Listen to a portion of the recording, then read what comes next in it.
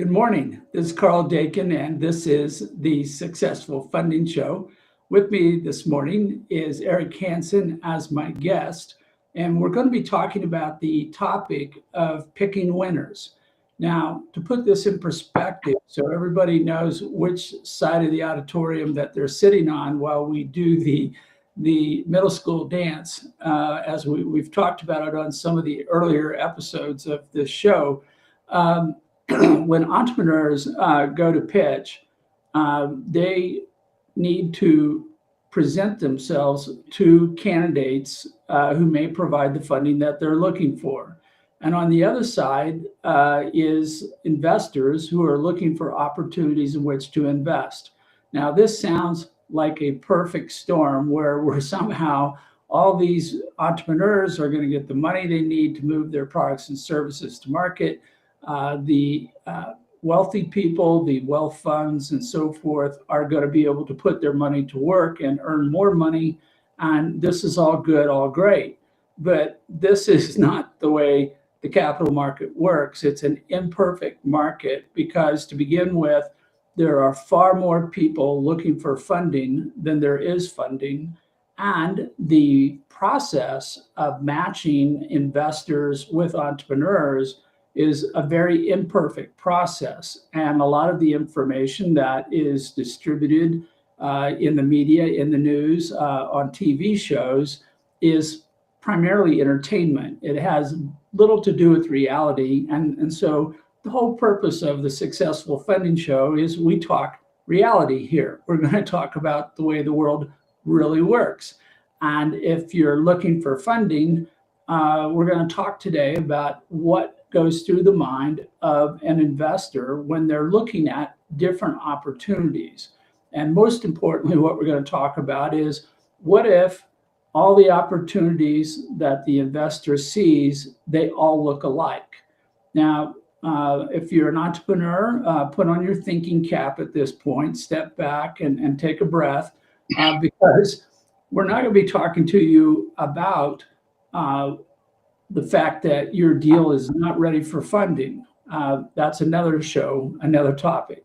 What we're talking about is that if we have 5 different deals where they've done all the preparatory work, they've put together everything, they are moving through their business plan, and they need funding to move to the next milestone, and they all stand up like a lineup at the police station or at a lineup at a pitch session, how's the investor supposed to pick that one that they can afford to put their money into today? Because they're not going to write a check to everybody. This is one of the most important things that entrepreneurs fail to take into consideration, is that this is a competition. This is like the Super Bowl. This is where you have to go through round after round of getting to the right person in order to get that funding. And along the way, people with the money make choices. And why they make those choices, why they pick one company over another, is what we're going to talk about today. So with that, we're going to close out with a few comments about other things going on in the world. But Eric, good morning.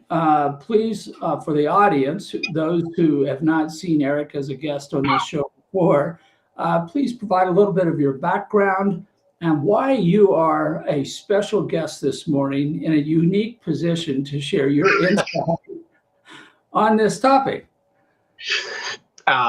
Serial entrepreneur, been in business for myself since I was, 18 years old. And now I'm an old gray-haired guy going bald. So that means that, us bald guys, right? So that kind of means I've been introduced to the good, the bad, the ugly, and occasionally some things that actually make money. So that's that. And I am on the show because my good friend Karl called me up and said, "Would you please join the show?" And I said yes. So that's pretty much the straightforward guy. So there you are. And Eric has pointed out a couple interesting things. One, I knew to ask Eric because he has this background and experience. Two, we know each other. Therefore, when I made the request, it wasn't like me knocking on the door yesterday at 8 o'clock and going, Mr. Hansen, you don't know me, but I think that you should be on my show tomorrow as my guest. And these kinds of attributes are important when you're thinking about pitching for funding as an entrepreneur and going to someone who has funding. And part of the thing that too often happens is the entrepreneur has no idea who this person is who's supposed to be writing the check. They don't know what they care about. They don't know what they have an affinity for. They haven't looked at their past investment record. They don't know what size or type of deal structure they're looking at. All they know is this person has been pointed out to them and told this person has money and they're looking to make an investment, which is almost a zero-sum amount of information. And they have no prior relationship with this person. And as we've talked about on this show many times, trust, a relationship between the entrepreneur and the investor, is the number one key criteria in considering whether or not an investment will occur. There may be trust and still no investment. We may know each other for decades and know each other, trust each other, had each other's back. But you've got to go beyond trust then to the investor having money at the time that you're asking. And you have to have enough motivation, which is what this show talks about. That is a interest of the investor in the opportunity to cause them to choose you over everybody else. And so now we find ourselves in a situation where Eric here is going to play the role of the wealthy person, and I'm going to play the role of all the different entrepreneurs who are standing in front of Eric. And Eric, when you look at all these entrepreneurs, you're up on the podium or on the stage, and you're a judge in a pitch competition, or you're got your checkbook out and you're looking for your next investment. What do you see? What's your first impression when you see 5, 10, 20, 100 different entrepreneurs pitching for money? What you see, honestly, is pure boredom. I mean, you almost never get a feeling of excitement. There's this massive trepidation. There's this, that how many times do you go, and I know, Karl, you've been to a bunch of them. How many times do you go and they're kind of like this? It's like they got their hand out begging for a buck. Well, you'd be better off playing the guitar on the corner of Walk and Don't Walk than going to the pitch competition. I mean, you've got to be happy. You've got to be excited. You have to want to be there. And that shows a huge difference. So that would be the first thing. You have to want to be there, and you have to be able to show you want to be there. And I watch, and you see the hung heads. It's like they're going in to go get beat up on because that's how it's always done, right? Well, and the thing is, having one pitched at so many different sessions, from the Bellagio in Las Vegas to dark auditoriums where you weren't sure there was anyone even behind the lights. When you're on stage, you're trying to look out to the audience and you're hoping that someone is out there. The problem is that at some point you've seen one, you've seen them all. You start hearing the pitches and they go on, and you change the name of the characters, you change the name of the technology, you might change the market, maybe not, maybe it's a niche market pitch. But all these pitches sound alike. And so that becomes a problem for the person who is looking to make an investment, because every entrepreneur is now a commodity. If we took every entrepreneur who's pitching and replaced them with a lump of coal, it would be just as easy or just as hard to try to tell them apart. We have Sean Hermanson with us this morning, and I'd like to welcome everybody to the show. This is a live stream show. It is recorded, so you will see this both on LinkedIn and on YouTube. If you go to my LinkedIn profile, Karl Dakin, you will find a recording of there immediately after the show is over. We also dual broadcast this to YouTube.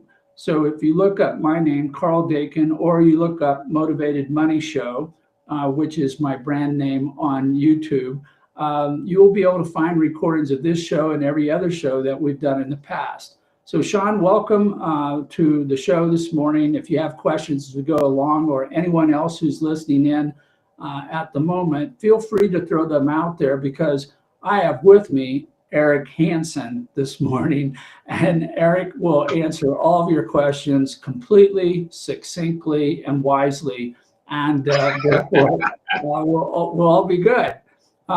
So Eric, you're the investor. You're looking out over the sea of entrepreneurs looking for money. In the past, we've talked about all the reasons not to invest, but today we're talking about picking the winner. We're saying that you have dedicated to yourself that you want to walk out of this event, of this stack of things on your desk. And I've got a stack about this deep over here to the side of deals looking for money. And I know that the have to pick one. So what would I look for?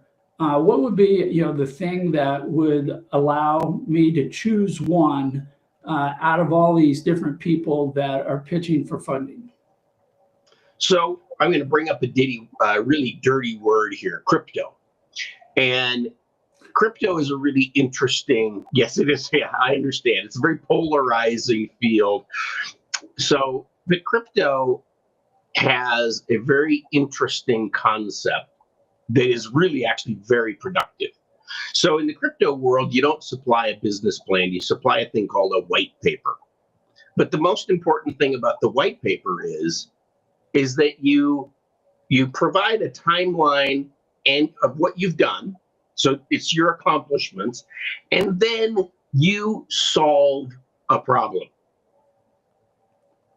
That is my problem with most people who come with their folder or they have their slide deck. One is they don't tell you how you got from 0 to where you are. And then number 2 is they don't tell you they're solving a problem. They don't even identify, typically they don't even identify that there is a problem. So in my world, you have to solve a problem, and it has to be substantial, right? Otherwise, why am I interested? You're just another guy selling ketchup. Yeah, so let's take that. But before we go there, Zach Dane is with us this morning. Good morning, Zach. Zach is doing some interesting things in fractional real estate ownership, but more particularly in enabling people to get into and out of fractional ownerships that opens the door for all kinds of possibilities for people who are doing real estate-based projects. And very interesting project that Zach's involved with. And so back to Eric's comment is that too often, yes, what you get is a statement of, I'm selling this, okay? And there's no backstory, there's no explanation of why the entrepreneur cares about this problem. I mean, you want somebody who's got passion, who wants to see a solution to a problem, and they're telling you that they're eating steak down at the steakhouse. This could be no different than a Facebook post or an Instagram post, or look at me, I'm eating steak. And you're like, and I'm missing the investment. I'm missing, why are you doing what you're doing? Why are you going where you're going? What do you seek to accomplish? My biggest gripe is not the backstory, but the lack of the end story, meaning that everybody goes, hey, look, I'm eating steak. And I'm going, and where does that take us? Where is this story going to go? Are you expecting the investor to pick up the check? because there's no reference to that. They just say, write me a check and good things will happen. And you go, what good things? Huh? What good things? And there's no metric, there's no outcome, there's no definable goal, there's no way to measure, what they did yesterday against what they did tomorrow. How will receipt of the money make a difference in moving things forward? And I spent quite a bit of time over the last few days on projects involving smart cities. And this is going to be a continuing, you're going to see this theme or this opportunity pop up regularly here going forward. But the question became, what is success to a smart city? How do you measure if a smart city is performing well or excellently? And if I'm investing in a smart city, how do I benefit from that? And these are all questions where I'm finding that I'm out there in that blue ocean in a little rowboat by myself, trying to figure out answers to stuff where there doesn't seem to be a lot of information. And it's interesting as you go put together a pitch. The first thing I think about that a investor wants to hear is not how and where I get on the train. That's somehow assumed. They're going to write a check today is what you're looking towards. But they want to know, when does this adventure stop? When do I get to go home? When do I get all the prizes and rewards for making the investment? How much is that going to be? What does that look like? What's going to happen that's going to get me there? And the pitch is completely silent on all that. It's kind of like, give me money and disappear. Give me money and I don't care about you. Like the story's over. So when I'm sitting there and I'm putting on my investor hat, as I occasionally invest a little bit of money or a lot of time into getting a project started, I have to ask myself, what do I get out of this? I mean, it's really totally self-centered, self-interested. What do I get out of this? And I need to know when, how much, relative to how much I put in, that I can look at this and go, okay, I see what this opportunity is all about. And by and large, most pitches skip over all that. There is no detailed exit. There's no explanation of how an exit occurs. There's just nothing. It's silent. And in looking at entrepreneur pitches, it's very easy for me to go, gone. Okay. So anyway, Zach has another comment here, which is, I completely agree. Blockchain is a great technology, but what problems does it solve? Okay, now, Zach, I'm going to call you out here.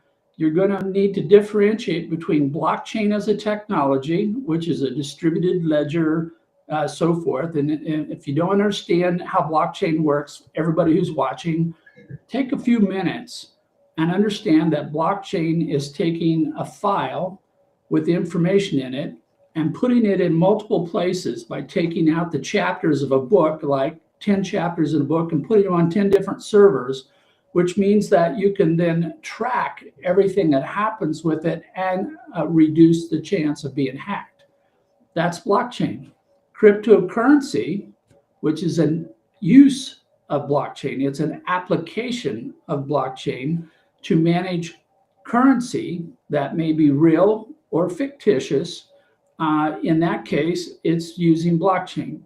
I love blockchain. I think it's a great technology. I think it's going to help, reduce all kinds of problems, but it's not cryptocurrency. That's a different story, which could take up days and weeks. And Eric and I are still debating some of the finer nuances of this between what we call asset-backed currencies and non-asset-backed currencies, because there's a difference. And one is maybe a true investment, and the other one is pure speculation, driven by the greater fool theory. So we'll come back to that later. But anyway, so Eric, I've got 5 candidates on stage. This is like a beauty pageant. Okay, they can all sing and dance. They can all tell you what they would do if they were, control the world for a day. They can, I guess, if it's a beauty pageant, they could all wear swim trunks or a swim attire, is the right ambivalent description of that. And by and large, they're all talented. Okay, which one would you pick? And what's going through your head and how you go about making a selection process? Which one solves what problem? If none of them can show me how they solve a problem, I'm not interested in any of them. Okay. So, and what I mean by a problem, it doesn't have to be major, but it has to be something that makes a market difference. Okay, but Eric, I'm going to challenge you here. They can all solve a problem. Okay. Oh, they can all solve a problem. I'm gonna raise the bar. I'm gonna say they are truly ready to pitch, meaning that they have a backstory as you requested. They are solving a problem, and in my most interested is they have an exit path for the investor to step out of the investment and get their money back, and hopefully a little extra for the risk that they've incurred. So, assuming that they're all equal to this point, how would you make a selection? And are they all in the same market space? No, I'm not. Okay. I'm going to make it. I'm not going to make it impossible. But well, in that case, they meet all the criteria. Now it becomes, do you like the market space that they intend to occupy? Because if me, okay, let's just say that I want to be in, because we're talking about blockchain, I want to be in the crypto space one way or another. If none of them are in the crypto space, then it's none of them, because that's not what I'm doing. okay, That's number one. yeah, let's hold on to that thought for a moment, because anyone who's watched this show in the past or read my daily newsletter or have taken my webinar, which I am going to promote repeatedly over the next few weeks. That's coming up. The next webinar session starts on April 2nd. We'll come back to this again at the end of the show. But the key, one of the first keys to successfully raising funding is to identify those investor candidates who have a shared affinity with whatever it is you're doing. If they don't care about what you're doing, they're never going to invest. And every minute that you talk to them, you're taking time and throwing it in the trash can. So the point that Eric's made is he cares about crypto. So if you walk in here with some kind of new heating pad that relieves pain or something, which is another project I'm working on, Eric doesn't care, because that's not what he cares about. So at that point, we're saying that if I have 5 candidates and one is crypto and the other 4 are not, there's a clear, obvious selection for Eric because he has an interest in this particular area. But because Eric is here and I know he's up to the task, I'm going to tell Eric now that we have 5 crypto companies. Okay. I'm going to raise the bar, and I'm going to say they're all backstory, they're solving a problem, and they have a clear exit for investors. How would you go about your selection process? Okay, so let's talk about the exit strategy, because I see that we have a little question about that. So, Karl, you and I both had some very similar experiences with crowdfunding. So they got an exit strategy, and they say, well, they have inside their agreement through however they're operating, they say, well, after a year, what we could do is we can buy back your shares. Well, that's an exit strategy. Quite frankly, it's a really shitty exit strategy, but it is an exit strategy because it's probably not going to happen unless they're fabulously successful. And if that's the truth, then you don't want to be bought out. You want to stay in. So that's an exit strategy. So for me, one of the reasons why we're going to go back to crypto a little bit is because you can make an exit strategy for them in a fluid, dynamic, ever-changing market. Yes, you can. Maybe you can. Well, it has to work, right? You have to follow all the rules of the SEC. So the one that shows me how they're following all the rules, they're not breaking any, and the one that shows me my path to liquidity. Whether I take that path is my own choice, but I have to have a path to liquidity. And if there is no path to liquidity that makes sense, then I'm probably going to only go with the one that says, I am doing this, and I have these people lined up so that you, Eric Hansen, if grandma dies, you can get out of this investment to pay for the funeral. Okay, so hold on to this thought because we're going to raise the bar again. Okay. We're going to give all 5 of these crypto companies the same exit path so that, again, they all look alike. But I want to answer Sean's question. Sean, there are so many variables in how you can set up an exit, and they all are dependent upon the performance of the business over time. And so you have basically 3 types of exits that can occur. You have interest, which is paid regularly and may be a partial repayment of the original investment, which is just like a mortgage or a loan on your car, where your goal is to pay back the entire investment with interest within a period of time. Now, a lot of people will tell you this is a safer form of investment, but as Eric's described, the future is unknown. The company may get to a point it can't afford to pay back the loan. And so even though the loan looks like it's very stable or very defined, the ability to pay back is not. So it's still at risk in the same way that it would be at risk if you're dealing with an equity ownership. Now, the more common approach beyond debt is to give shares in a company or own memberships in an LLC. But we don't know what the future is going to be. We have predictions. We've looked at the company. We like the management team. We think the market's good. Everything's looking right. But the future may not turn out as everybody would like. And if there is no good future, then there may not be enough money to create a rate of return. And there may not be enough money to pay back even the original investment. And that's the risk that occurs there. The one that I recommend that I'm using, and I have one example right now, I'm working with Rick Amato at Your America Media. This is a online news channel for unbiased news. And this is basically a step up for Rick as he goes forward. And what we designed for him to give the investor hopefully the best of all worlds is we did a revenue share, which is taking money off the top line before any expenses are incurred. So for every dollar that comes in, there's a portion that's peeled off. And in Rick's case, we start with 10% of revenue is divided amongst all the investors in the investment pool. And we pay that until they double their money, if we ever get to a point where they double their money.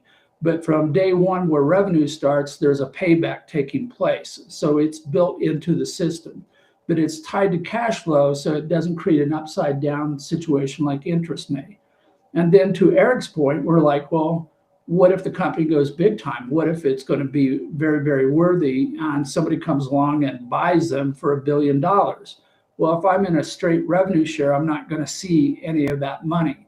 So what we put into the revenue share is a event or condition where if the company is acquired, majority ownership or outright acquisition, then we do a recalculation. We take the value of the revenue share at that time, we calculate what that would mean in terms of the total dollar value of the company, and then the people who hold the revenue share exit from the investment in the same way they would from a for-profit, or I mean not for-profit, but any kind of equity ownership.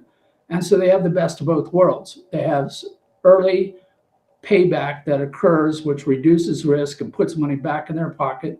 And then if there is a home run, they get to participate in that in the same way they would have had if they were an equity investor. Now, I'm using a staged ladder on the revenue share. So after they double their money, the 10% goes to 5%, and after they triple their money, it goes to 2.5%. But you can do this a variety of different ways. So this is an example that I like where you're trying to give the investor some sense of comfort that they will get some of their money back. And if there's a home run, they can participate in the upside as well as the early stage revenue. So that's my answer to your question. If you'd like to see information on this, this is an offering being done under 506C, so I can share all the documents on this particular offering, and you can take a look at it and figure out if this might be something you want to do for yourself. So as we say in the thing, send me an email at this address, kdakin@Dakin Capital, and I'll get you some documents and you can take a look at that. So Eric, now that we've raised the bar again, we have 5 crypto companies. They have everything we're looking for. They have the exit. They're solving a problem, and you're happy with all that. How are you going to pick amongst those 5 companies? It's the problem being solved. Pretty basic. Okay, so if the problem they're solving, go ahead. You're going to break it down to the type of problem that they're solving. Yeah. So the problem they're solving has to do with creating a new network, Solana, Trans, whatever Tron, whatever, right? Then I'm probably not that interested, because there's intense competition by those networks for deal flow, right? And that's how these networks survive.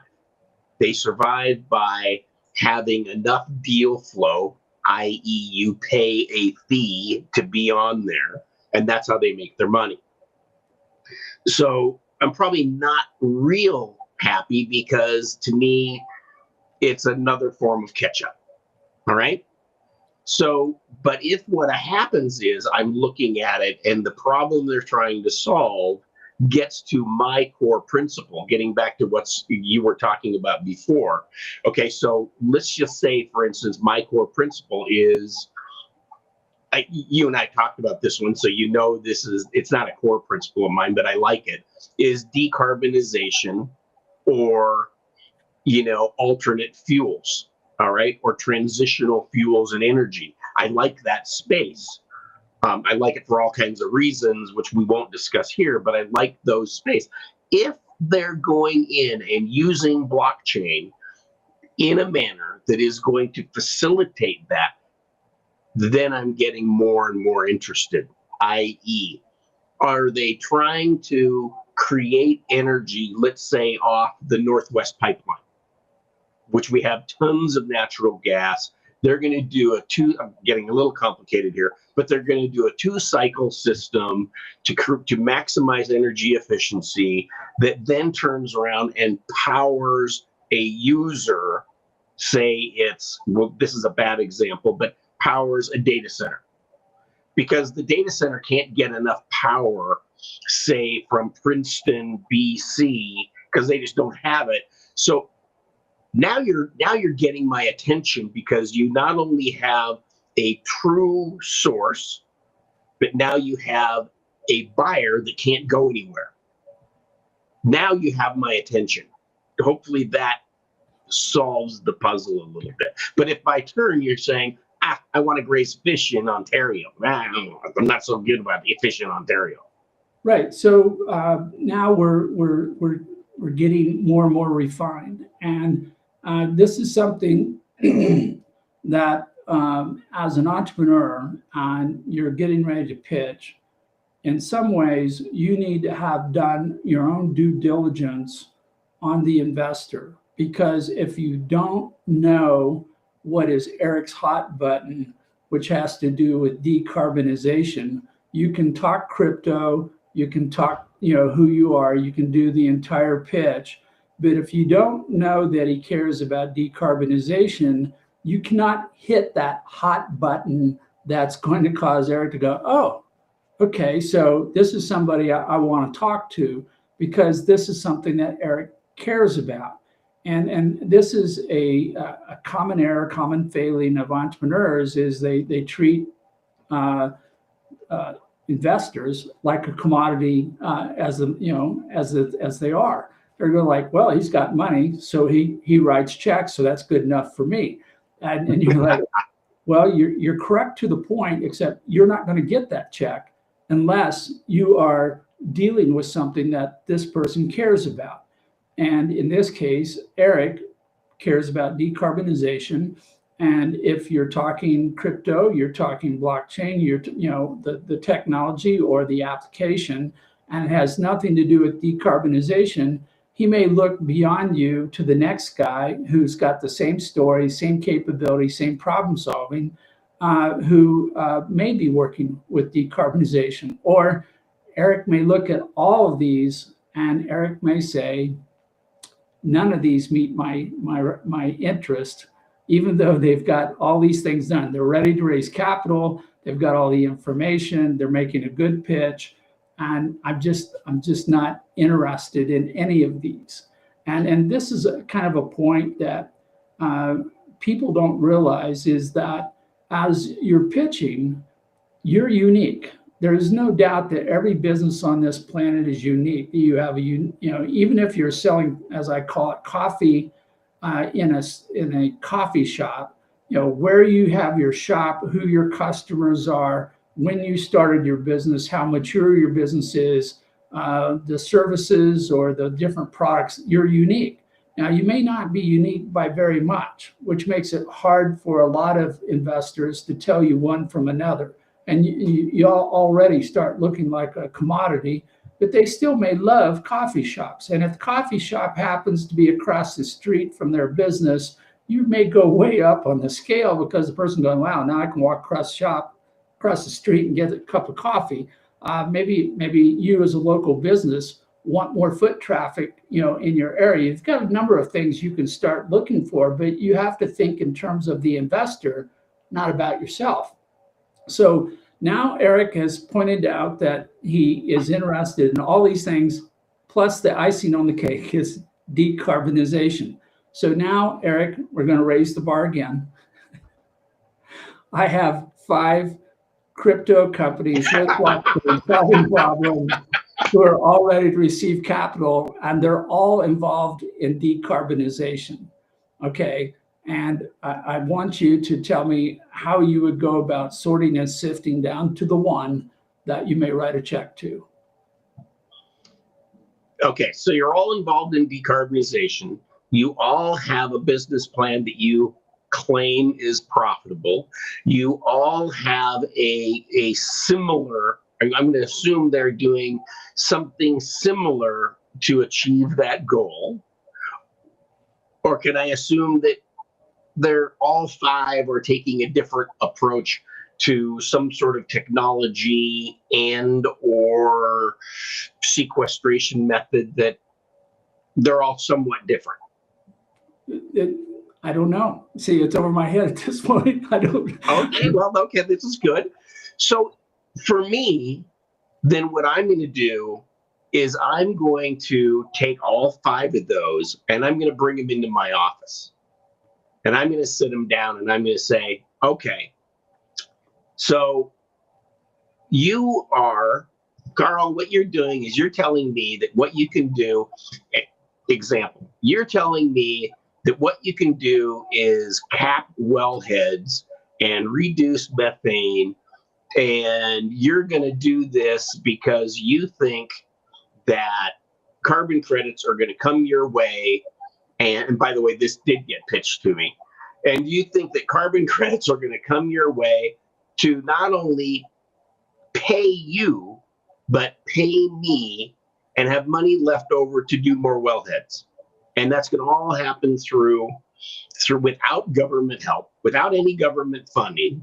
And you say that the carbon credits allotted to you are going to make this a very profitable business. And I'm going to say, okay, great. What are the dollars that you're looking at? And they're going to say, well, we're going to do $10 million a year. And I'm going to say no. You know why I'm going to say no? Because I already know that the IRS is looking for minimum deals to be part of the carbon credit program from the federal government of 200 million or more. So they don't hit a spot that they can actually be self-sustaining. Now, I don't know if that's still the case, but that's a real life example that we walked through. And I said that you can't make it. You can't make it without federal funding. So Project B, I sit down and Project B says, well, what we're going to do, this is also a project that I looked at. What we're going to do is in Moses Lake, Washington, it is going to be the data center of the United States. $500 billion are going to get put into this place. And what we want to do here is we want to put in solar panels and wind energy to power this data center because it's going to be big. They're right. The data center is going to be big. It's going to be the AI capital of the world. So you look at it and you go, okay, how are you going to compete with Bonneville Power at 2.5 cents a kilowatt? They suddenly look at you and go, oh, really? You wipe it off the table because they can't compete, right?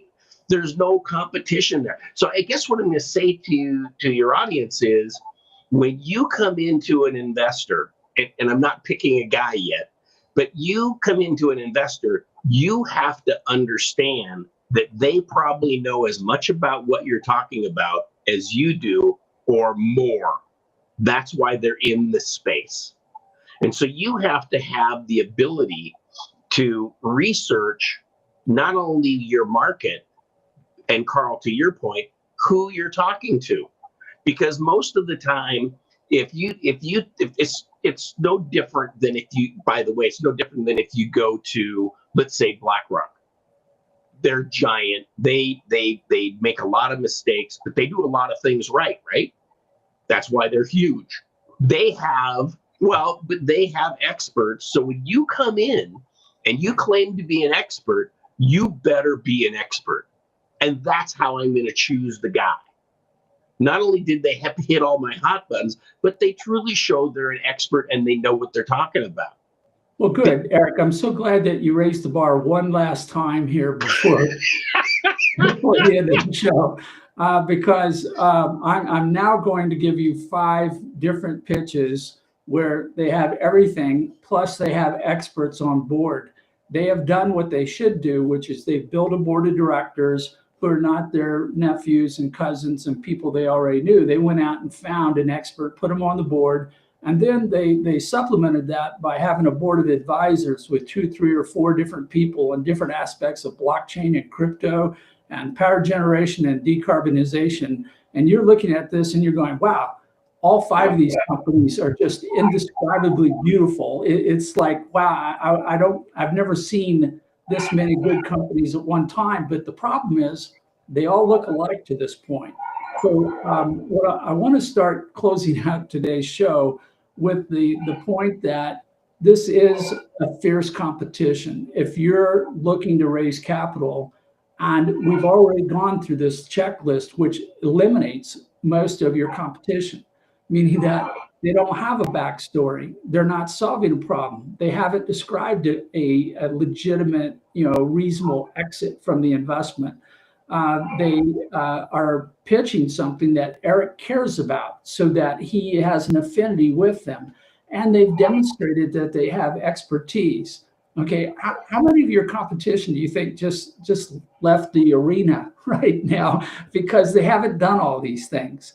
And so we get still to the point, though, that if a business is out there, you should be thinking of yourself, even though you're unique, even though you may have a brand new technology, and you're solving a problem and you're checking all the boxes. And not only checking all the boxes, but you've already done your due diligence on the investor. You've determined what they care about. You align 100% with what they're doing, but you still need to stand out.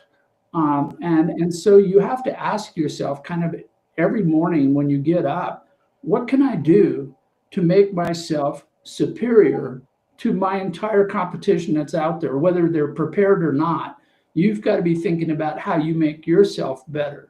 And so, if Eric, if you're looking at five of these, what would be a feature, a characteristic of a company that stands out, that would kind of like grab your attention, and knowing that they've checked all the other boxes and they're all equal at this point? They look like they've been, cut out of a cloning machine, or something. And for those of you, this is just a side because this will happen. It's my show. There's a new movie called Mickey 7 that's out, based on a book about a time in the future, science fiction, where people are put on space crews who are expendable, so that when they die, they replace them with their replica.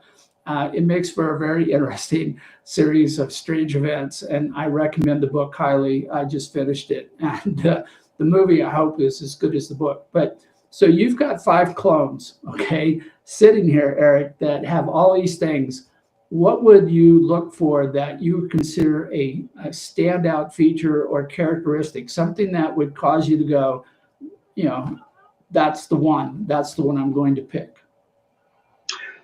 This is going to be extremely biased, okay? But that's the way this is the way the decisions are made. When I have these gentlemen or young ladies in my office and I'm talking to them, and we've gone through all of these things because they all know they're equal, right? So in my world, I'm going to ask some very simple questions. I'm probably going to do some simple things like, I'm going to have, maybe I'm going to have some lunch served, and I'm going to be an observer. All right. I'm going to do things like, I'm going to see which one salt and peppers their food first before they've tasted it. I'm going to do things like, I'm just going to watch this, right? I'm going to see which ones, and God, this is awful to say. I'm going to see which ones understand where the fork and the spoon are supposed to be in front of them, right? I'm going to see those kinds of things, because if you're going to really make it and you're going to get out there and tear up the world, you're going to have, I guess, for lack of a better word, you're going to have good manners. And if you don't have good manners, I don't want to do business with you, because that means that you don't understand the value, right? You don't understand the value of what you're doing, because you're going to have to go talk to people. You're going to have to be able to interact socially with people. And maybe what happens is I look at one of them and I say, listen, you've got a great idea, but here's what you need to do. You need to hire somebody to be the front man or the front woman, because you don't have the ability.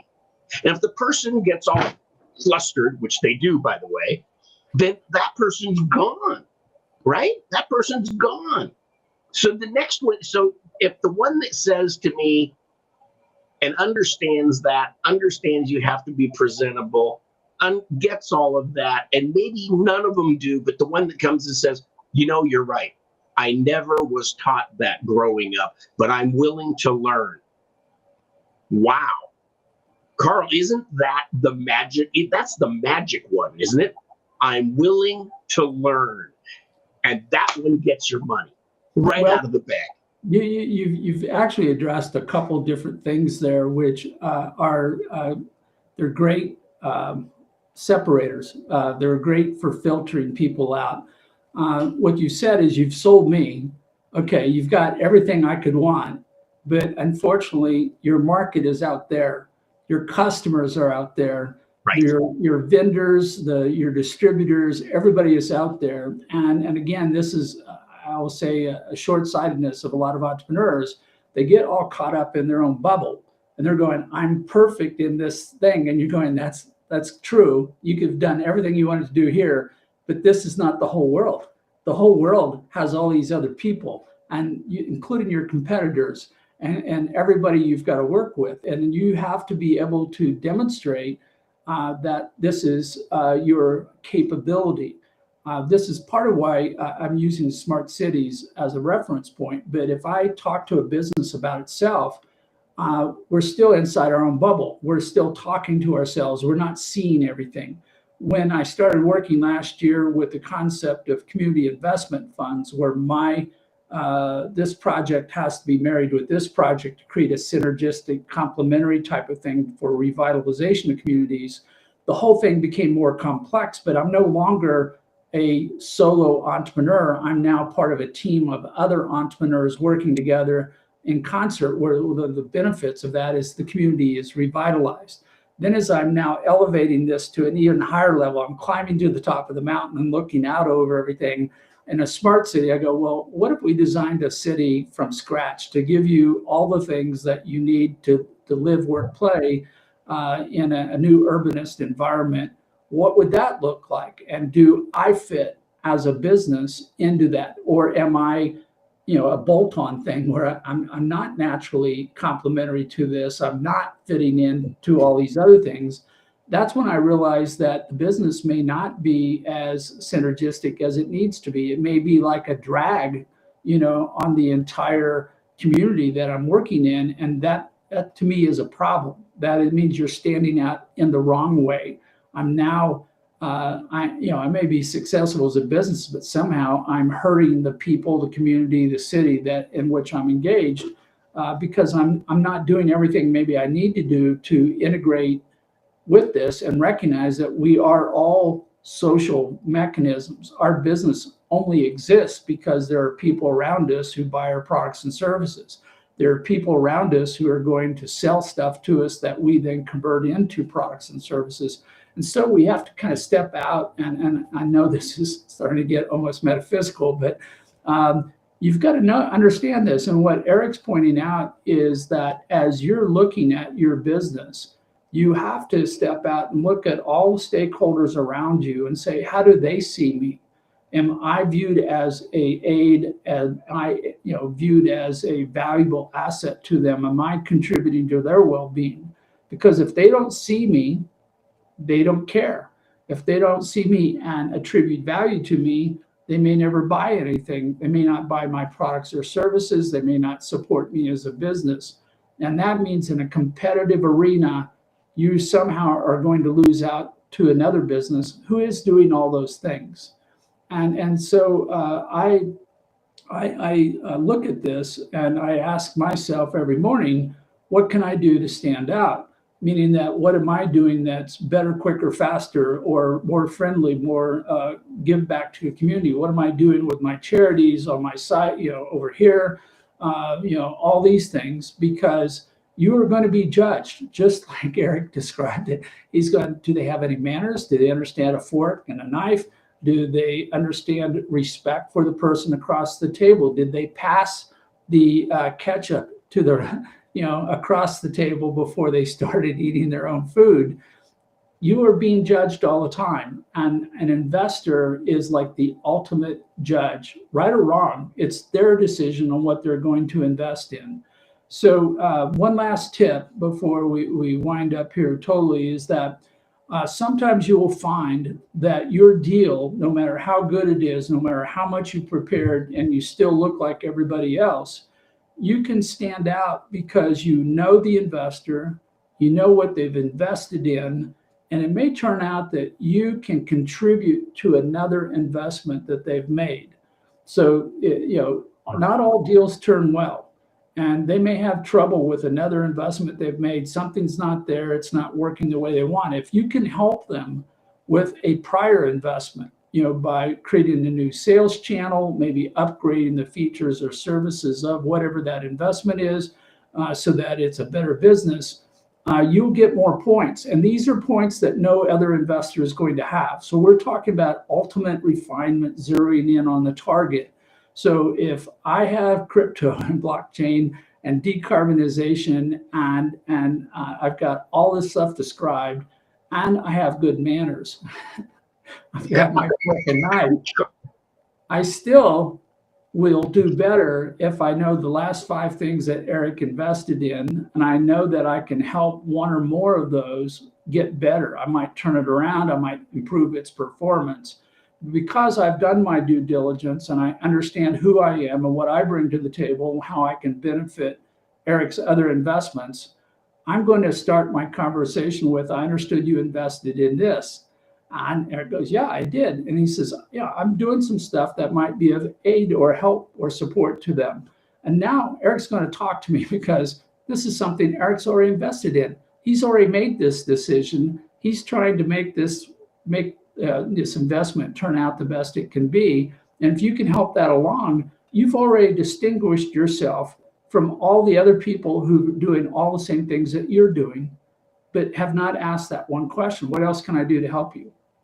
So with that, we're going to wind up today. Eric, thank you for being with us. I'm going to make some quick announcements here. So Sean asked about a cigar brand, and anyone who's listening, you're invited to arrange with me for 15 minutes. 15, I don't have three hands, so 15 minutes of a phone call, and we'll just hit whatever your hard question is, and that's no charge. And you can just schedule that with me by going to, here we go, to my website here. Send me an email, and we'll schedule some time. And I will tell you, Sean, that once upon a time, I did work with an importer of cigarettes, spiced cigarettes from India. So I do have in my warehouse of experiences, I have done a little bit of work in this area. And I do have some relatives who love cigars. So we can talk about how those two kind of match in a business enterprise.